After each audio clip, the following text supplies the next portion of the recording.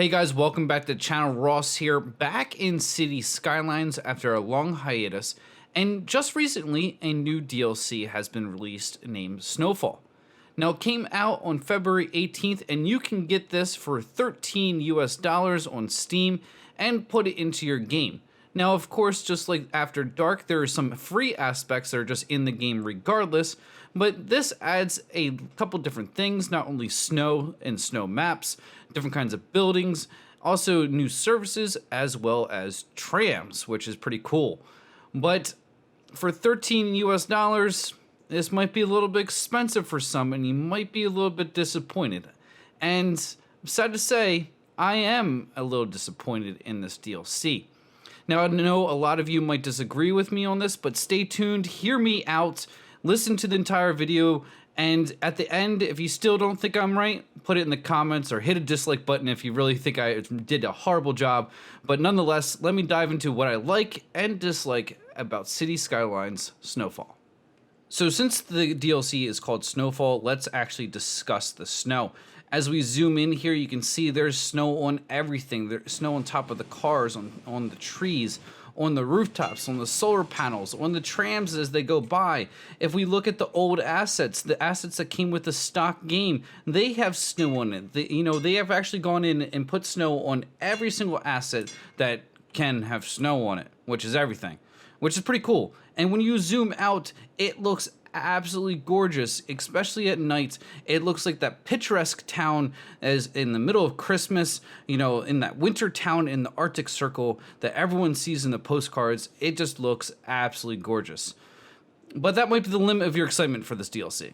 So let's get into all the other things. Now, I know the snow is very pretty, but there's some downfalls to that. So let's get to those. The first thing is that there's only snow on 3 different maps. So if you wanted to play a different map from the original game with snow, it's not going to happen. You can only play on 3 different maps. The second thing is, like I said, it doesn't snow on every single map. Now it does rain or have fog, but they're purely cosmetic and have no other value except for cosmetic. Now it does add, I guess, some ambience to your city, but if you wanted the rain to make your roads slippery and people get into car crashes or drive slower, that's not going to happen. It's just going to rain. The third thing, though, is it's always snow. On the snow maps, there will always be snow on the ground. It will never melt. There's no seasons. There's no change of seasons. It pretty much snows every other day, so you'll see the snow falling.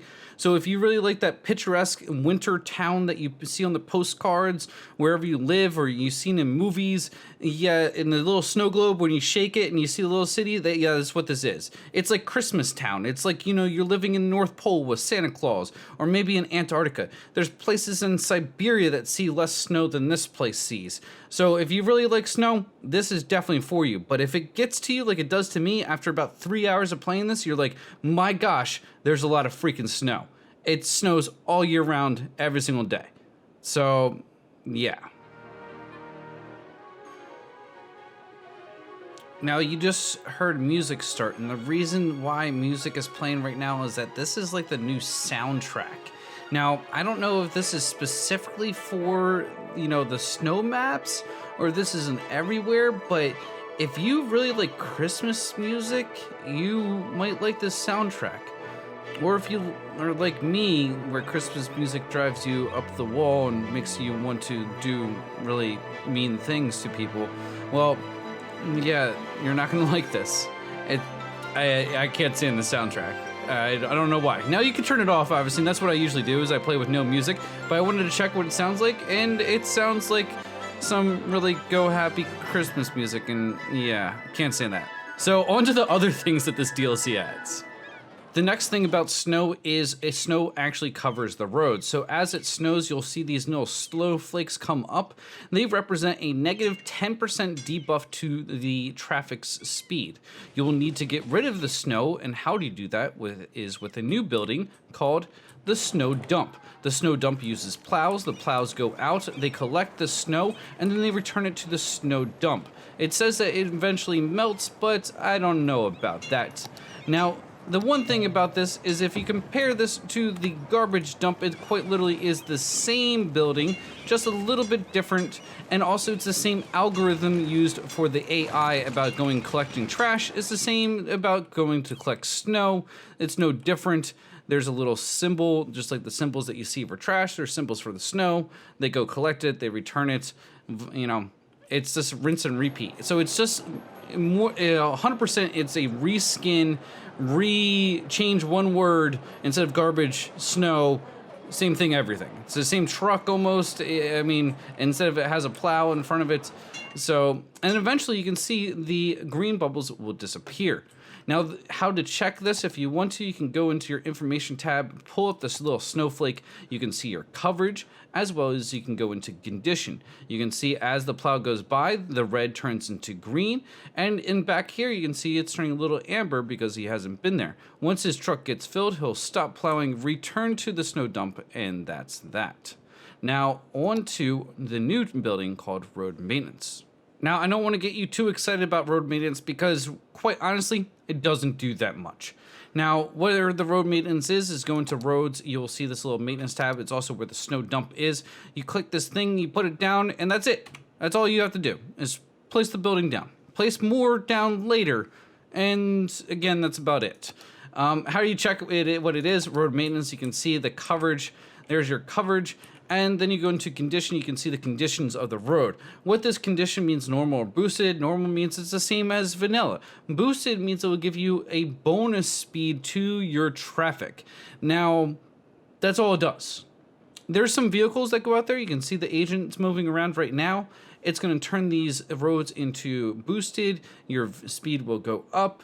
I don't know really how much it adds to the game or to the depth of the game. It's just one little new building and one new agent, and really plop the building every so often, and that's it. I mean, you'll think about less about this building, way less than you think about fire departments, and extremely less more than you think about like cemeteries or anything like that. You know, this will be just a way back in your mind building of, oh, hey, let me throw this down. You don't need it to play the game. It's not anything that's balanced. It's just there if you want it. So you don't actually even need it. You could just let it go and have bad roads or normal roads. But yeah, it's there if you want it. So with the Snowfall DLC, it obviously adds a new feature of snow aspect into the game. There's a second new feature, which is temperature and heating. On the bottom of your screen, you can see right there, there's a degrees, and right now it's it's going negative degrees Fahrenheit. You can change this between Fahrenheit and Celsius very easily. Just go hit escape, go into options, go into gameplay, and change the temperature units between whatever setting you like. I'm American and weird, so I like Fahrenheit. Now, what is heating? If you go into the water and sewage, there's some new tab with a new piping. Now, this piping, what the difference is, well, is it transports heat, as well as it costs 5 times more than the regular piping. Why does it cost 5 times more? Yeah, I don't know why. Other than that, how do you get heating is you build either a boiling station or geothermal heating plant. The first being the cheaper and more toxic to the environment, the latter being the more expensive and more friendly to the environment option. You hook that up to the pipes, you can go into the information tab, hit the nice little heating aspect, and you can see a whole bunch of orange. You have to provide every house and business with heating, and so they can stay warm. Now, you don't actually have to provide them with heating at all. You can just actually go into your policies in a district and put in electric heat only. Or you can add extra insulation, so you'll get less in tax money, but it will cost you less in electricity or heating. Now, as the temperature plummets or rises will affect how much heating that you need. So if your temperature goes up to 20 degrees Fahrenheit, which is just below freezing, you won't need as much heating. Well, down at 13 degrees minus, you're gonna need some heating. And that's the aspect of the game. Now, all this is really doing is just putting sudden surges of electricity or sudden demand on your electrical grid. It also uses a certain amount of water, so it uses more water so you might need more water pumps from what you're used to for a relative sized city. But other than that, This is really just a mask of a simulation. It's trying to make you feel like there's more depth of the simulation where really there isn't. You're adding one new building, maybe two, to the piping. So you're adding an increase in cost, and you're adding two new buildings, and you're calling it a feature or a simulation when really, honestly, it's not. I mean, you can force everyone to use electricity and just throw down another freaking, oil, power station or another nuclear power station, whatever. You can do whatever you want, but it's just all it's doing is increasing the money demand. So really, it's just causing those first couple of hours as you're building a city to be a little bit more, how you say, hectic or stressful. But not even hectic or stressful. You just have to wait longer to get more money. That's all it is that you're going to be spending more money, so it's going to delay you growing the city your size. But once you get to a certain point, as you can see, I'm still making the same amount of money, if not more than I was making it in other things. So that's the last about that feature, and there's really not much to it. It's a temperature gauge and piping, and that's it. That's the entire feature. You never have to worry about it. And then there's assets. So let's go over the assets before I end the video. Now, the different assets are mostly parks, but the one is also a sauna. It's actually part of the medical. I don't understand how it's a healthcare facility, a sauna, but maybe because they're mostly Finnish. And yeah, take a nice, warm sauna. Now, we have a skating rink. We have a sledding hill where kids will go up and slide down. We have a curling park. We have an ice sculpture. We have a fire pit park. We have a cross-country skiing park. We have a snowmobile track. As well, we have an ice hockey rink. So those are your different parks. Now, the only thing is I would say for all these prices and everything, their radius of the effectiveness is very small and doesn't actually affect that much compared to the original ones. Now, the other asset that I forgot to really mention, and actually is another feature, is actually the tram depot. Now, the tram depot adds trams. Now, the trams, you can make single lane, you can make like 4 lanes, you can make them, I think, nope, you can't make them 6 lanes. Yep, can't make them 6 lanes. So 4 lanes and 2 lanes, you can make trams. Now, trams are kind of just like bus stations. You put down the tram depot, you add the roads with the tram tracks, you put in the different stations, just like the bus stations. You just plop them around, you make your course around, and yeah, and that's pretty much it. Now the only thing is the trams are awesome.